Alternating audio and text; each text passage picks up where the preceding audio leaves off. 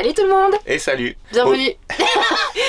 Aujourd'hui, on va découvrir une autre région du Portugal. Après Bragança, on va aller au Douro. Le Douro, la vallée magnifique, mondialement connue pour ses vallées avec les oliviers, mais le vin aussi avec ses vignes. Donc on va dans un premier temps survoler ces beaux endroits et ensuite on va en découvrir plus sur les secrets à la fois du vin et de l'huile d'olive. Et vous allez apprendre plein de choses. Vous allez voir, c'est génial et très gourmand. C'est beau et gourmand. En plus, allez, c'est parti. Nous, c'est Caro et Xav, et nous avons décidé de quitter notre appartement pour partir à l'aventure et travailler comme digital nomade. C'est en mai 2021 que nous avons pris la route avec Édouard le camping-car pour aller à la rencontre de l'Europe. Alors c'est le moment de prendre ton ticket et d'embarquer avec nous. L'aventure ne fait encore que commencer.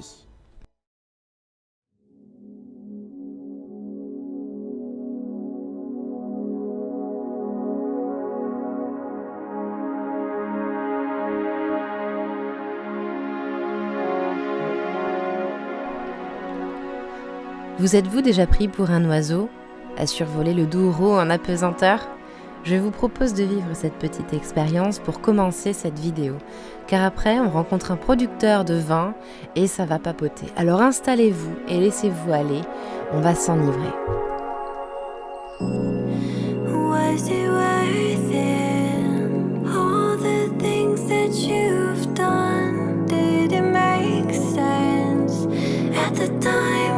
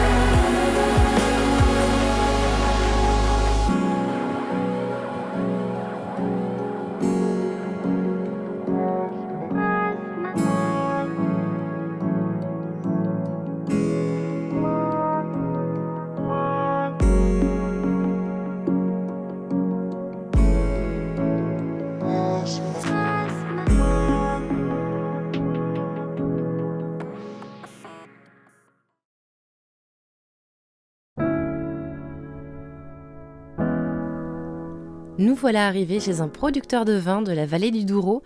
Quoi de mieux pour introduire le Portugal que de parler de vin ?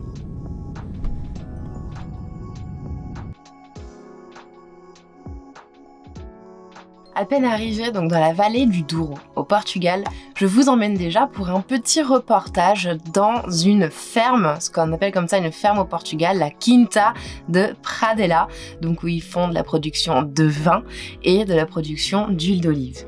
José Rodriguez, un des propriétaires donc de cette ferme, m'attend de pied ferme avec deux autres personnes qui sont ici aussi pour faire la visite et une dégustation des produits qui sont proposés chez lui. Donc Quinta da Padrella, d'où son nom, dans les terres donc, du Douro, qui fait partie du patrimoine mondial de l'humanité, je le rappelle quand même, est à côté de la ville de Tabuaço et aujourd'hui ils ont à peu près 12 hectares de vignes cultivées et d'oliviers. Et la particularité en fait des vignes qui sont ici, c'est qu'elles sont sur des terrains pleins de schiste, donc ce qui permet d'apporter aux vignes et aux vins donc leur particularité en fait, et avec aussi différentes expositions expositions au soleil. Il y a des expositions nord et des expositions sud. Les vins qui sont exposés face au sud vont avoir un goût plus fort et vont avoir aussi un degré d'alcool plus élevé, alors que ceux qui vont être exposés face nord vont être plus doux, un petit peu plus acides aussi. Donc il y a des vignes qui sont plus jeunes aussi. Là, comme il nous explique aussi, il y a toute une parcelle qui a été totalement replantée et il y a toute une partie aussi de vieilles vignes, dont la plus vieille vigne, je crois, date d'il y a 70 ans. Eux, dans leur manière donc de traiter, on va dire, leur vigne, est plutôt naturelle. Ils ont décidé, ils ont fait le choix de ne pas utiliser de pesticides ou d'insecticides. Ils font ça d'une manière la plus naturelle possible. De ce que j'ai compris, je crois qu'ils utilisent une sorte de protection, mais naturelle. Voilà. Et aussi l'herbe. Donc l'herbe pousse et en fait, ils coupent à la main l'herbe parce que comme c'est des terrasses qui sont très difficiles d'accès avec des machines, tout doit se faire à la main. Vous le verrez dans les vidéos. Vous constaterez qu'il y a beaucoup de vignes qui sont par terrasse comme ça, donc impossible d'accès pour des machines et seulement pour les petites mains de l'homme. Concernant ce vin, donc ils produisent du rosé, du blanc et du rouge avec différents cépages et qui sont accessibles. On les retrouve sur leur site internet, sur place et aussi eux ils exportent à travers 11 pays dans le monde. Donc on peut le retrouver. Ils ont une petite production, mais quand même ils ont quand même de quoi pouvoir partager sur le reste de la terre. J'ai appris aussi, et alors ça pour moi c'est une grande découverte, qu'en fait au Portugal il y a le vin du Douro et le vin de Porto. Et donc le Porto qu'on connaît si bien, qui se disguste soit en apéritif, soit en dessert, eh bien en fait est un vin dans lequel on ajoute des liqueurs, du whisky, des eaux-de-vie, etc. pour lui donner cet aspect en fait de vin un peu cuit, de vin beaucoup plus sucré avec un degré d'alcool qui va au-delà d'un degré d'alcool d'un vin. Ici par exemple il y a des vins entre 13,5 et 15,5 et là par exemple pour le vin de Porto on va être plus alentour des 20 degrés d'alcool. Le processus du vin. Bon, vous avez certainement déjà dû voir dans d'autres vidéos sur la chaîne comment est-ce qu'on fait du vin en Alsace, dans la Loire, etc. Donc c'est un petit peu le même principe, hein, avec un système de pressoir, avec un système aussi de maturation du vin. Voilà, donc c'est un petit peu tout ça. J'ai pas réussi à comprendre tout ce qui était expliqué exactement, mais voilà. Et donc il peut faire maturer le vin de une semaine, 2 semaines, 3 semaines, voilà, en fonction de la qualité du vin qu'il veut.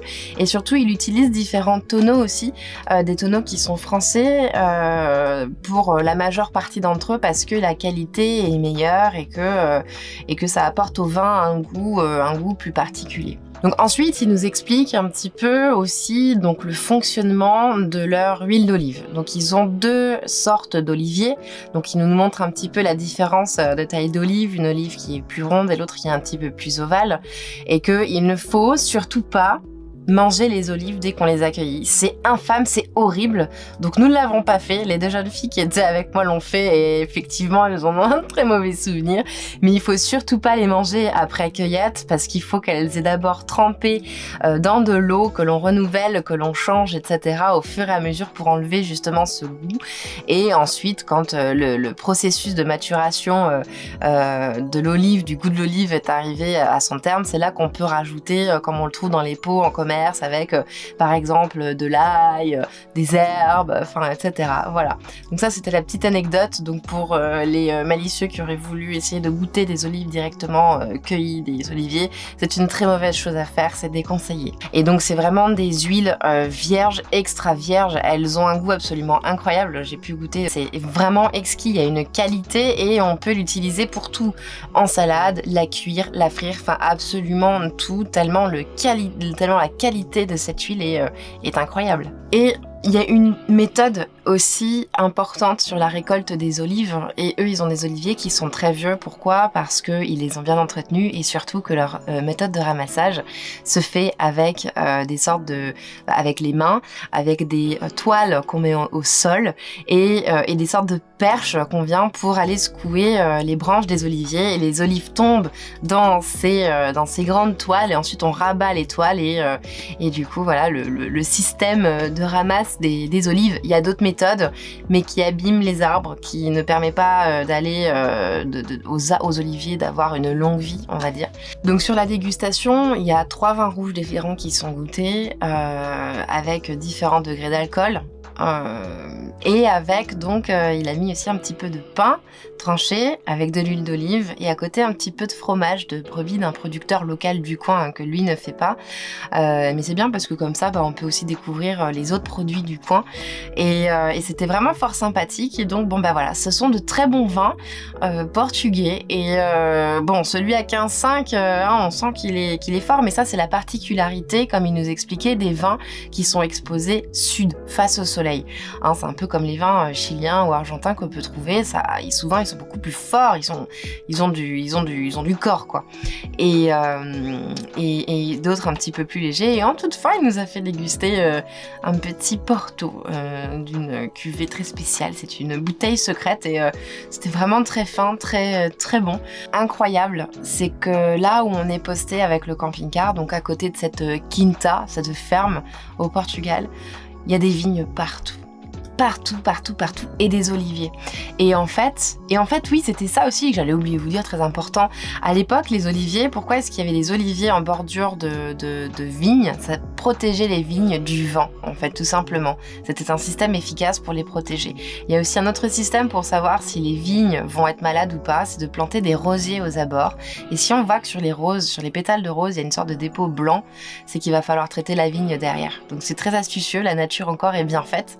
Donc c'est très chouette, mais le décor est absolument incroyable. Je vous cache pas que je suis vraiment très contente d'avoir pu tourner ces quelques petites images sur cette production de vin et d'huile d'olive portugaise de la vallée du Douro.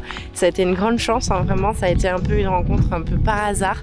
Donc voilà, j'espère que ça vous a plu, j'espère que ça vous aura donné envie de venir vous perdre dans les collines du Douro. Voilà, mais maintenant on va continuer l'aventure.